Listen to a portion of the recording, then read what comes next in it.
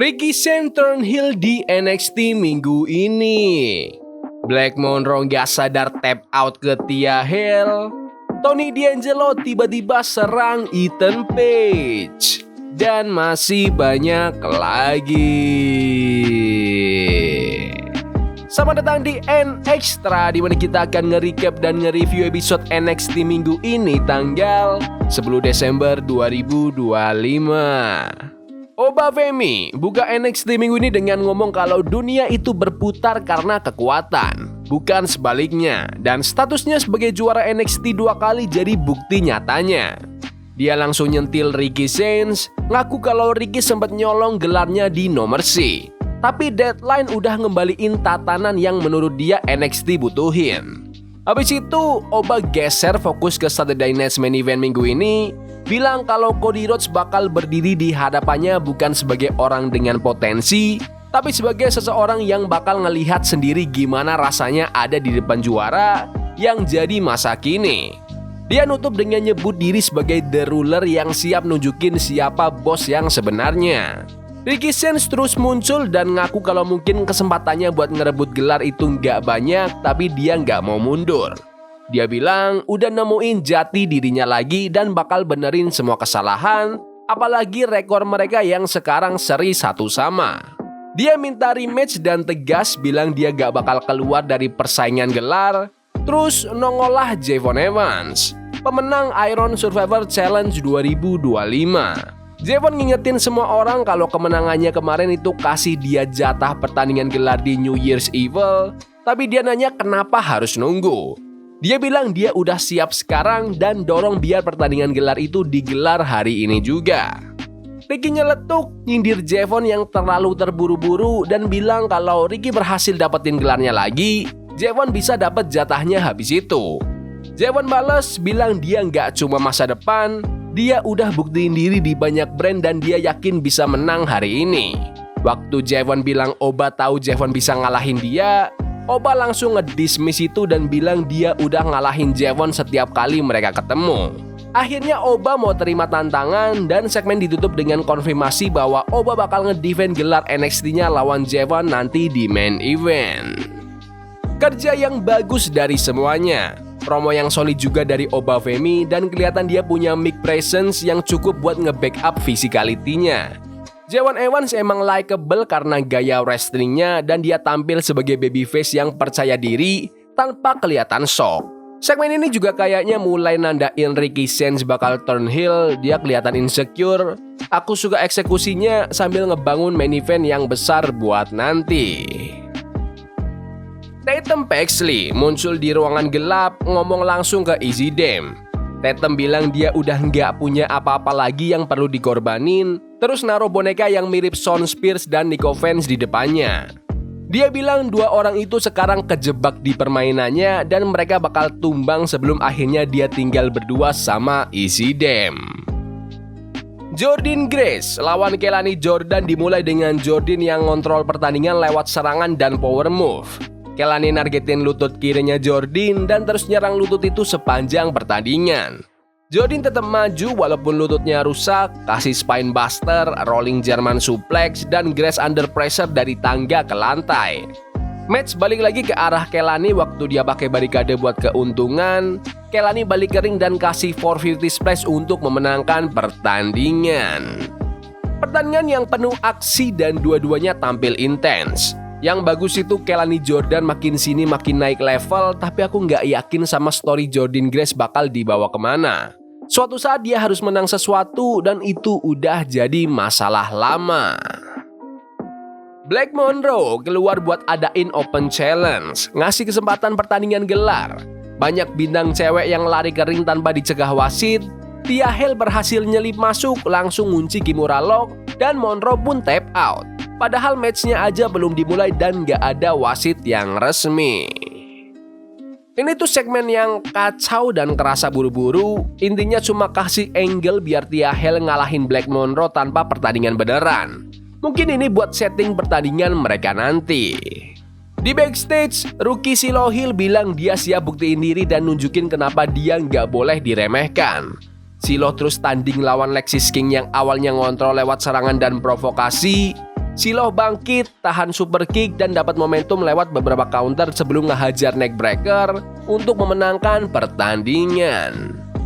Debut yang simple dan efektif buat Shiloh heel di ring. Ada hal-hal yang dia lakuin itu kelihatan aneh, tapi itu justru yang bikin karakternya menarik.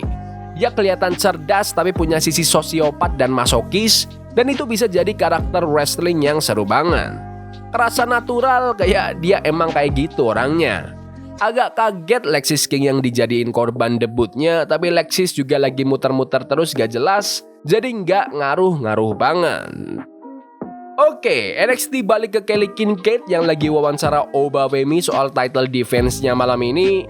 Oba bilang jadi juara berarti harus siap dengan kejutan dan dia berharap Cody Rhodes nonton karena Cody belum lihat apa yang bisa The Ruler lakuin. Oba bilang dia bakal mematahkan Javon Evans hari ini dan kemudian ngalahin Cody besok. Makin nunjukin kalau dia itu penguasa di NXT. Ethan Page masuk sebagai NXT North American Champion sekaligus Triple A Mixed Tag Team Champion. Dia pakai momen ini buat bilang gak ada penantang yang bikin dia takut. Dia ngatain kultur locker room zaman sekarang. Ngomong soal ketangguhannya sendiri dan nge-frame dirinya sebagai performer yang bakal ngisi ruang yang biasanya ditinggal bintang-bintang besar. Ethan bilang dia ngeangkat North American title ke level paling top di NXT dan dia berdiri di atas semua roster. Tiba-tiba lampu mati. Muncul video dari Tony D'Angelo. Begitu lampu nyala, Tony ada di belakang Ethan dan banting dia dengan Spinebuster. Terus ninggalin simbol-simbolnya sebelum pergi. Segmen ini ngedorong Tony D sebagai penantang berikutnya dan bikin Ethan kelihatan tertekan. Promo heel champion yang kuat dari Ethan Page, memang itu spesialisasinya. Tony D'Angelo nyerang dia mirip waktu dia nyerang Javon Evans di Deadline. Jadi kelihatan kalau Tony lagi nargetin bintang-bintang besar di NXT. Penasaran nanti kalau Tony akhirnya lakuin promo, apakah dia masih pakai gimmick mafianya atau udah berubah? Karena sekarang brewoknya lebih tebal dan pakai jaket yang lebih tebal juga. Eva ketemu Dion Lennox, Miles Bourne, Joe Hendry, dan Leon Slater ngumumin kalau hasil seri mereka di Deadline bakal diselesaikan lewat Fatal 4-Way minggu depan buat nentuin penantang NXT title di New Year's Eve. Ethan Page nyelonong masuk ngeluh soal serangan dari Tony D, tapi Eva ngedismiss dia. Miles malah nambah nakut-nakutin Ethan, bikin sang juara keluar ruangan dalam keadaan kesal dan gugup. Sol Ruka lawan Bryan Sinclair dimulai dengan Kendall Gray di ringside. Seharian nongol di area penonton ngamatin pertandingan. Bryan dapat momentum lewat percobaan pin dan bulldog, tapi Sol balikin keadaan lewat serangan dan missile dropkick. Setelah tukar-tukaran momentum, Sol kasih Soul Snatcher untuk memenangkan pertandingan. Kemenangan yang gampang buat Sol Ruka. Aku ini suka sama Bryan Sinclair dan pengen dia coba dapat push, tapi emang belum waktunya.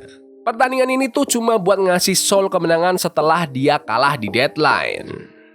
Di ring, Jacy Jayne bareng Fallon Henley dan Lady Reed hadapi konfrontasi Kendall Gray dan Bryan Sinclair. Jacy meremehkan breakout momennya Kendall dan bilang kalau Kendall itu belum siap bersaing di level teratas divisi cewek NXT. Kendall jawab dengan ngakuin dia emang masih baru, tapi dia punya pencapaian dan bukti bahwa NXT itu nggak bisa ditebak.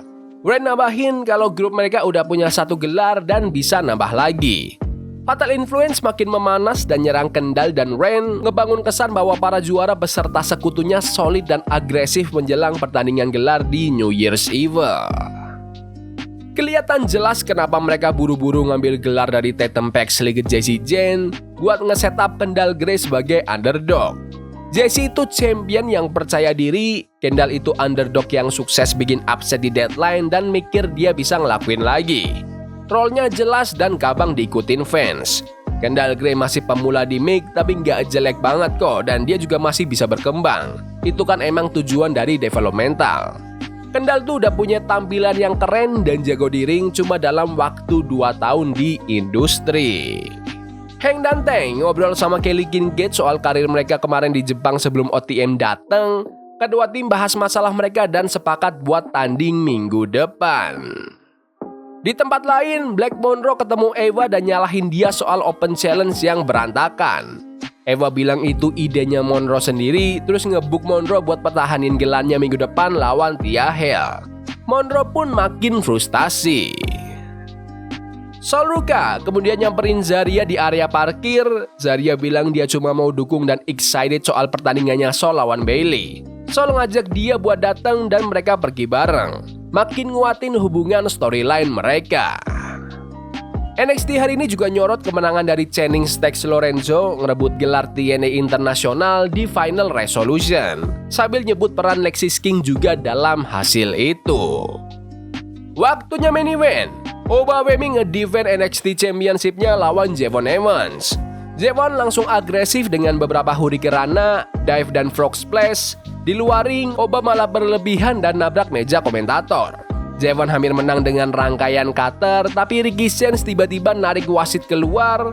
Gangguan itu bikin Oba sempat pulih, ngehajar beberapa pukulan berat dan nutup pertandingan dengan fall from grace buat mempertahankan gelar. Habis match, Oba fokus ngeliatin Ricky, nunjukin tensi baru antara mereka, sementara Ricky justru ngeliatin Javon. Tambah lagi layer baru buat divisi gelar utama NXT. Ini pertandingan main event yang keren. Oba Femi dan Javon Evans emang punya chemistry yang gila. Javon bikin penonton pengen banget lihat dia menang gelar besar, dan itu pasti bakal pecah banget nanti kalau akhirnya kejadian. Dan ya, ini tuh kayak tanda Ricky Sanchez bakal turn heel juga. Oke, NXT hari ini berhasil ngebalance aftermath dari Deadline sambil nge-build New Year's Evil dan tetap bikin episode minggu ini tuh layak ditonton. Mereka sukses mewujudin itu dan ditutup dengan main event yang luar biasa.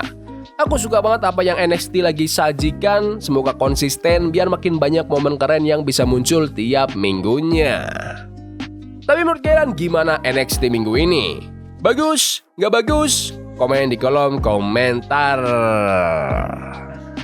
Ya udah gitu aja video hari ini, jangan lupa like dan subscribe ke channel ini karena gue pengen 20.000 subscribers di bulan ini, tolong bantu. Yes boy, see you. Love is a game we play incognito, forbidden fire on Nico, burning for love we can hold.